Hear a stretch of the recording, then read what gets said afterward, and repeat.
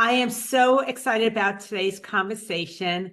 Tori, thank you so much for joining me. And before we get into our conversation, I just want to introduce myself and then have you introduce yourself. So I'm Lauren Fogelman with Business Success Solution. And Tori, tell me a little bit about who you are, what you do, where you are, just so that everybody knows what it is that you do for your clients. Perfect. So my name is Victoria W. Sullivan, CPA. That is my firm, and I go by Tori for short.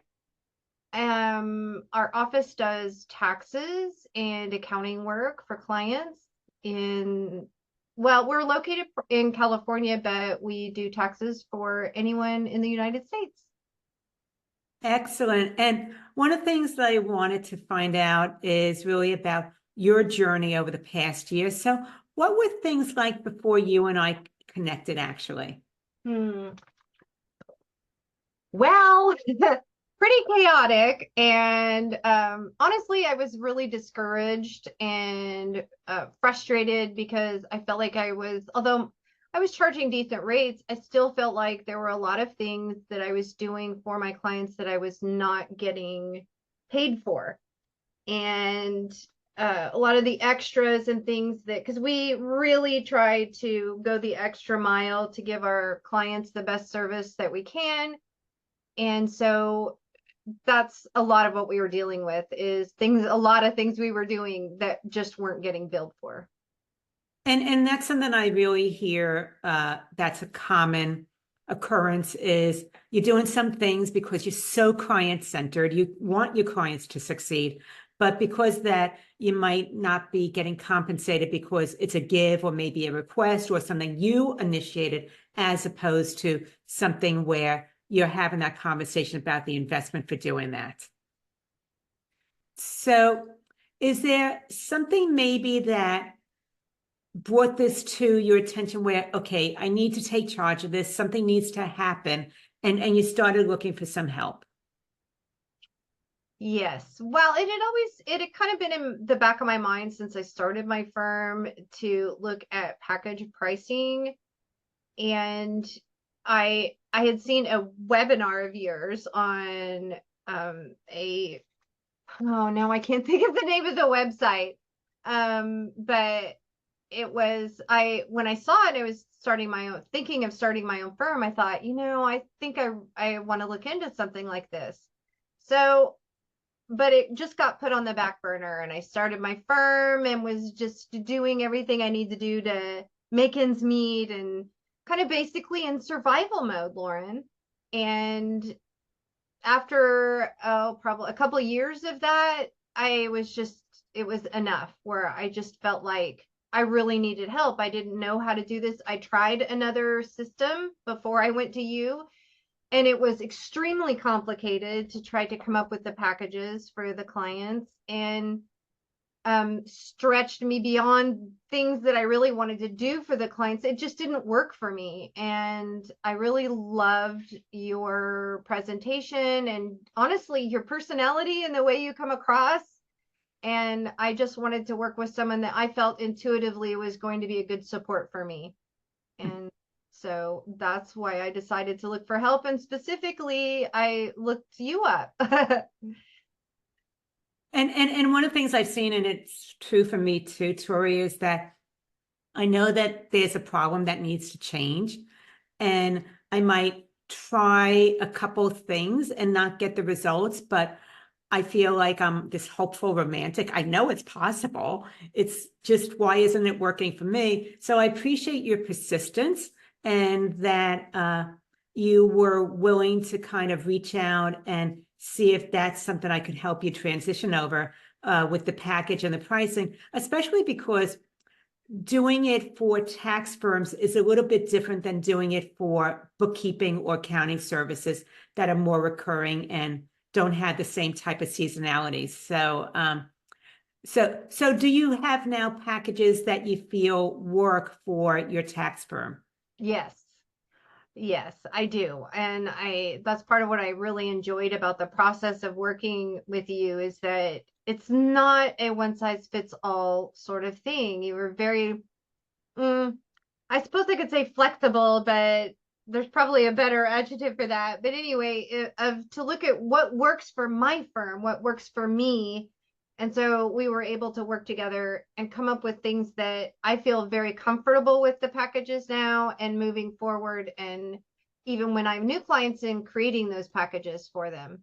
And one of the things I know that we did together is we created the packages together. It wasn't like I gave you the concept and said, oh, go do this on your own. Exactly. And that's what I really needed. I was just so overwhelmed with trying to come up with it. And, it's the time it takes to come up with them. And I needed to be handheld.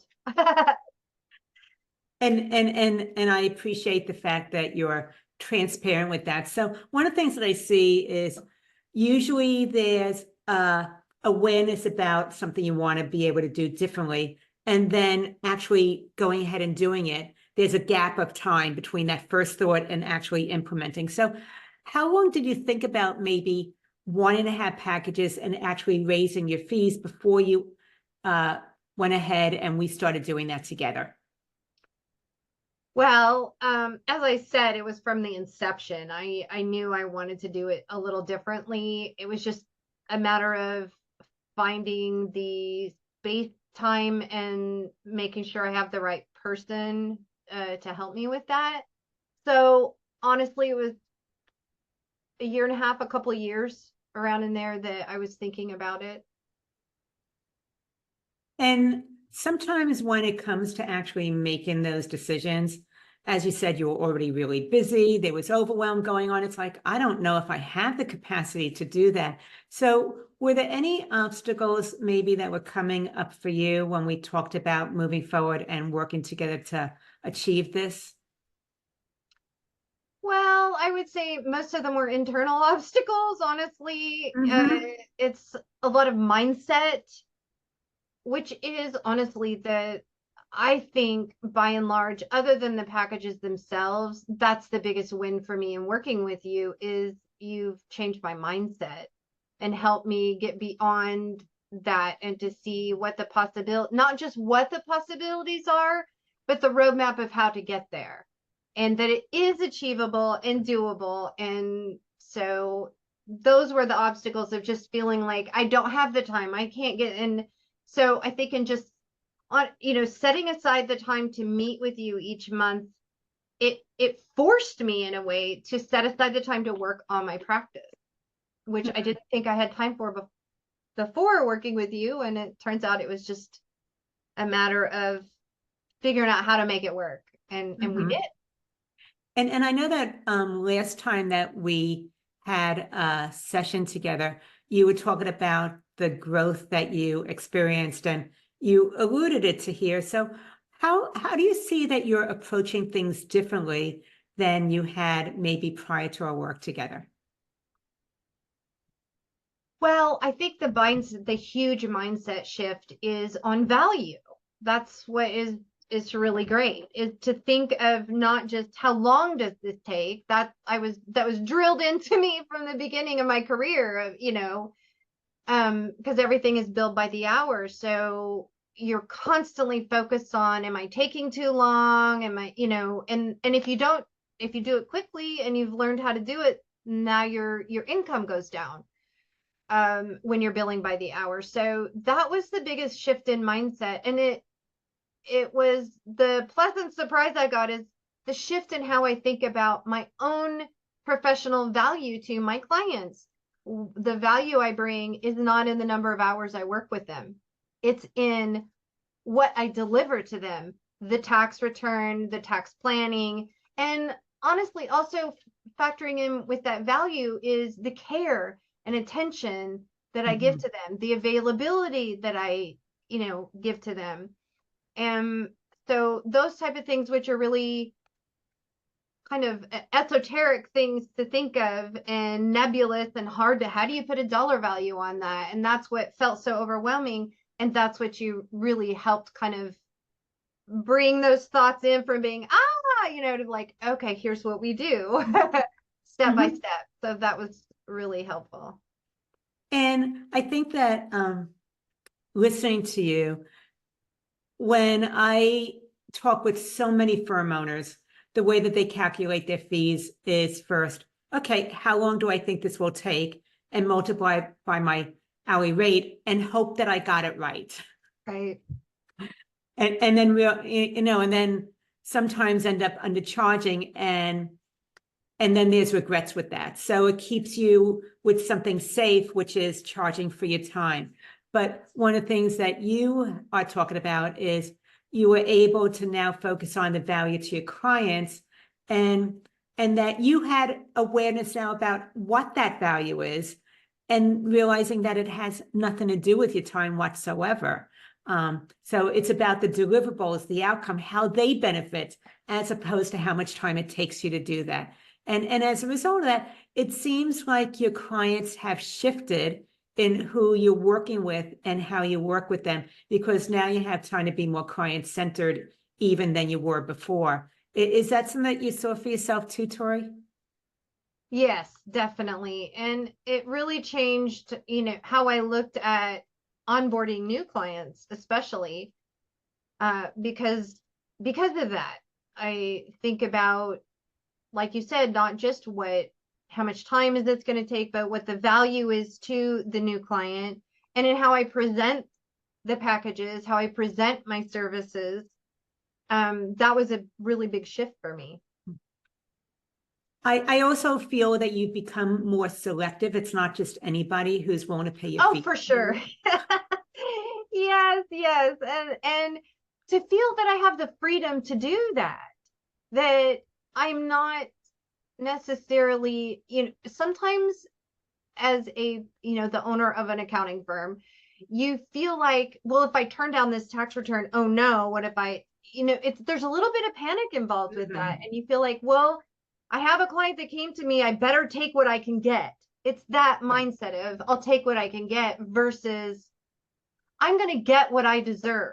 And that's a huge shift. And I've realized I deserve to have clients that are just as pleasant as I am to work with, and to realize that also it doesn't do anybody any favors. If you choose somebody that's way outside of your comfort zone, you're not going to do your best for them, and it's not going to be a good fit. So it was, really enhanced my firm to be able to say, these are the type of clients I want, or this is the industry I prefer, and those type of things, and to feel confident and comfortable in saying, I think you're really a sweet person, but I don't think we're a good fit. And part of what you're talking about isn't just now the mindset piece any longer. It's really some of the strategies that you put in place to be able to actually take that concept and make it happen. So do you feel that there are any specific strategies that you can share which maybe help to increase your revenues as well as free up your time, especially during the tax season part of it? Because I know this past tax season was very different than previous ones. Yes. Well, I think that strategies, there would be perhaps setting expectations ahead of time that people understand they're going to go on an extension, and, to be really upfront with how we work together. That really helped. And in freeing up my time, part of that was adding, I was able to get a really great contact from you for a subcontracting, and that was a huge shift for me. So my time is freed up. I'm no longer in the position of just doing and then I'm the workhorse. Instead, I have somebody else that is helping me and performing the work, and I'm in more of the reviewing, making sure that the quality control is there, and being the face that the customers see, and having more time to give that service that I really want to give my clients. And I think that that was a big shift, which you didn't expect, was that there was some of the more technical aspects that someone at a lower level could do, and actually finding someone that you felt comfortable with passing that on to, so that you can focus on the more complicated things that only you can do in your firm, was a big adjustment for you. But it had so many more benefits to it than you even initially realized. And it was a little bit risky doing it because it was a huge change in how you approach things up until now. Definitely. Yes. And one of the other things I just want to mention also earlier was you talked about the fact that you already had been charging, good fees. Did your fee structure change, or did you find that you were able to actually still increase your rates, even though you were already charging nice prices to begin with? Yes. And that's what I alluded to earlier about realizing that there were things I was doing that I'm not billing for, or Mhm. severely underbilling for things. Maybe I billed a little bit, a token amount, but it was that. And also not just on the tax returns themselves, but the services that, for instance, if people are late getting their stuff, that end of the tax year is what I mean, when people are, it's getting close to the deadline and people are starting to, oh yeah, and then you get a rush of things, and the stress in those last 2 weeks before the tax due dates was tremendous. And you really helped change that in, charging fees, increased rates for those really pressured times.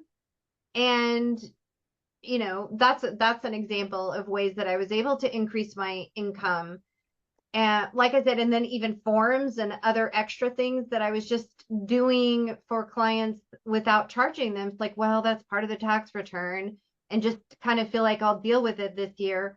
And you helped me kind of realize that's not the way to go to be really successful, is that we need to charge. There's a value to that. There's a value to handling these extra forms and things that I'm doing for clients, and that I deserve to be remunerated for those. So You thank deserve to be well paid. well paid. There we go. Uh, and part of what I heard also was we adjusted your onboarding process. So is there a way that you approach now projects in order to be able to price for the value instead of the time that we haven't touched on yet? I think just being far more thorough on the onboarding and making sure that everything is that there's a review process for looking at the client's books, charging a diagnostic fee up front to say, yeah, I would love to quote you a price on this, but I'm going to have to look into that. And there's a fee associated with that.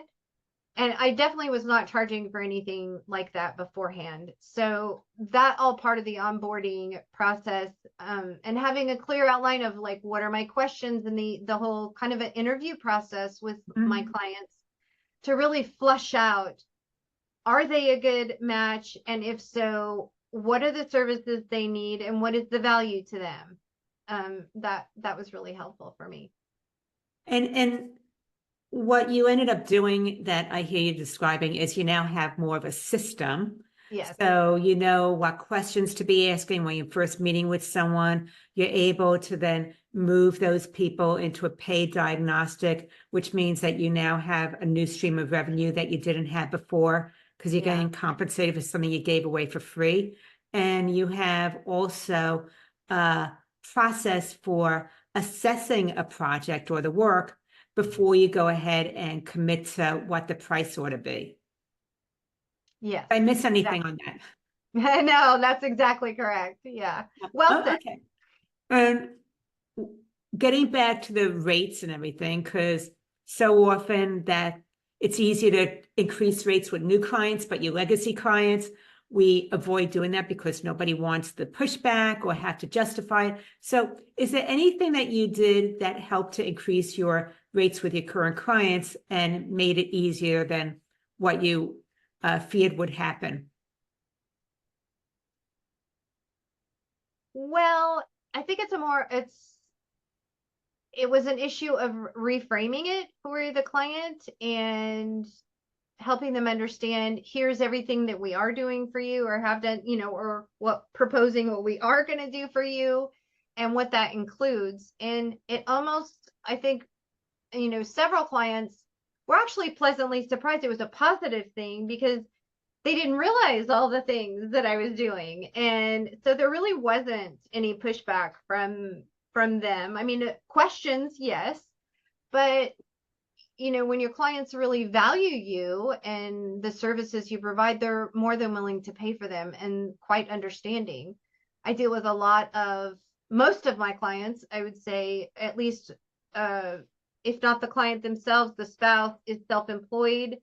And so they understand what it's like. They know, so no, there really wasn't much of a pushback. And like I said, it was more of a strategy of just explaining and outlining what all the services and what that includes. And in packaging those, it helps them to see it all in one bundle. It's like, getting little presents throughout the year is not the same thing visually as a basket full of gifts. And so for them, they realize then, oh, I'm actually getting this like a gift basket kind of pack services. And that helped them be able this totally makes sense and is a great value for them. I love how you describe it as a gift basket, because I think that you do so much for your clients, and it's proof that when you've already invested and made deposits into the relationship with your clients, they're not going to push back as much because of the fact that they trust you, they know you, and that you're doing something that really is very sensitive to them and their livelihood also. So I think that clients want to know that you have their best interest at heart. And that's something that comes through very strongly with you, Tori. Oh, thanks. Mm-hmm. And so is there anything that maybe you've continued to do to kind of fine tune your processes and continue to see growth happening as far as revenues? Well, I can tell you one thing, and that is, yes, one thing I work on really on a daily basis, it continues to be a growth area, and that is, I'm going to go back to mindset because I can't emphasize it enough. When your mindset changes, everything changes, your outlook changes, and how you approach things, and the rest of it kind of blooms from that. It's like having fertile soil instead of being completely depleted and not much grows there because it's kind of a bit of a hostile environment. And for me, it was like getting fertilizer in my soil and really helping things to be able to grow. So now when I want to plant a seed or start a new project, I'm starting with the proper mindset. And that's really been the most helpful thing to my system. Is honestly, yes, there were things that needed to be systematized and written down and doing all this, but it was much more, like I said, of the mindset and fine-tuning the system. I was holding myself back, and realizing that and your help in overcoming that has been truly transformative. The other thing that I see, especially as a business owner, is it's not like our business is in this silo and our personal life is here. It gets messy sometimes. So do you feel like there were any personal things that you were able to work through because you had started to make some changes in the way that your business operates? Well, definitely. I mean, my stress levels have gone down. I mean, we're all going to experience stress, and this can be a stressful industry. So there's a difference, though, in that periodic stress and in that daily stress. And that has lessened it considerably, which directly affects my personal life. And also feeling more comfortable in prioritizing those things of taking proper breaks, and yes, it will get done and it's going to be all right. And I think that is how it affects mostly my personal life. Although, to be honest with you, there's also the aspect of clients texting on my personal phone and like that, in the evenings, and getting the help in how to address that and to change those behaviors with my client. And that definitely affects my personal life. So, yeah. I love the fact that you now have boundaries. Yes. Right? It makes such a huge difference. It does. It really does. And it's really evidence of how you've been able to connect with your value of what you offer, and that you've always wanted to have a business that raises your quality of life instead of one that continues to take from it. And you've been able to make that transformation within your firm. So kind of one more thing around that line then, what do you see as different maybe in your business as well as your personal life because of the fact that you're now able to charge higher fees, you've created new streams of income, you're getting compensated instead of giving things away? Anything else that you've noticed that's different?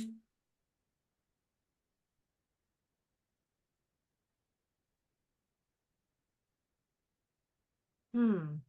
And I know that we've touched on a lot. Yeah, I know. That's why I don't want to keep repeating myself because No, then I feel like, um, so let me maybe ask it differently. Is there anything where maybe you had cash flow concerns and you don't now? okay, yes, definitely there. I think the shift to upfront pricing Mm-hmm. really helps. So I'm not constantly chasing the money.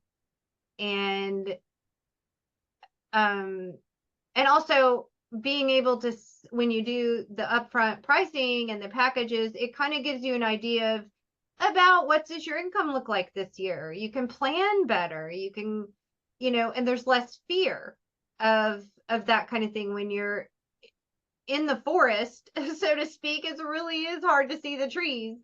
And to see how big the forest is, you're just kind of day to day trying to get it done and to get through each tax return and move on to the next one.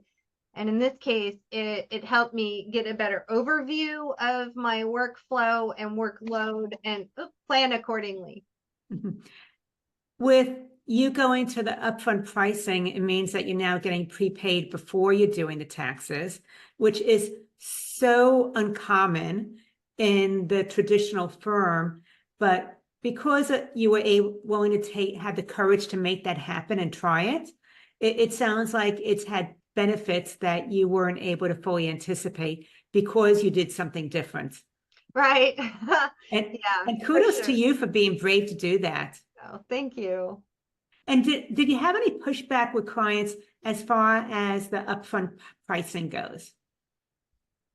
No, quite a few people actually liked it because they weren't getting a tax bill right when they have to pay their Mhm. taxes.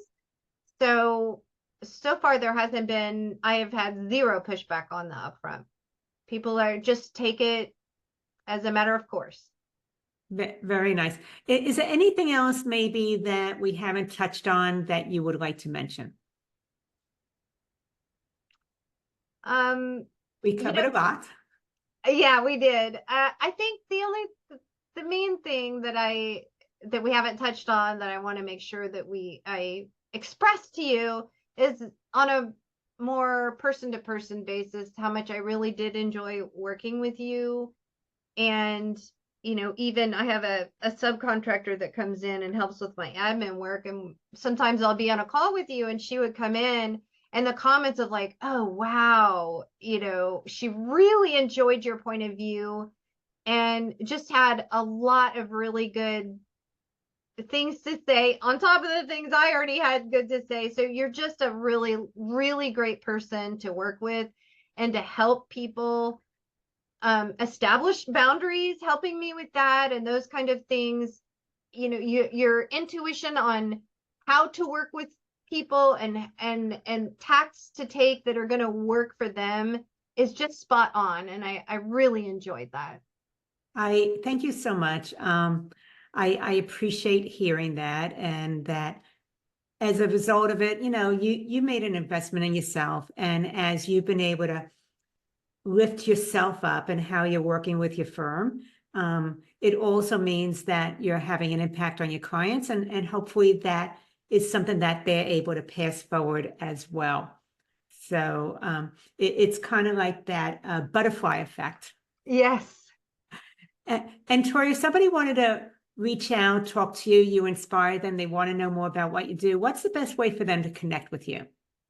They can go to my website. It's victoriasullivan.cpa. I'm also on LinkedIn. They can find me there under Victoria Sullivan. and they can shoot me an email. My email is Tori, Tori, at victoriasullivan.cpa.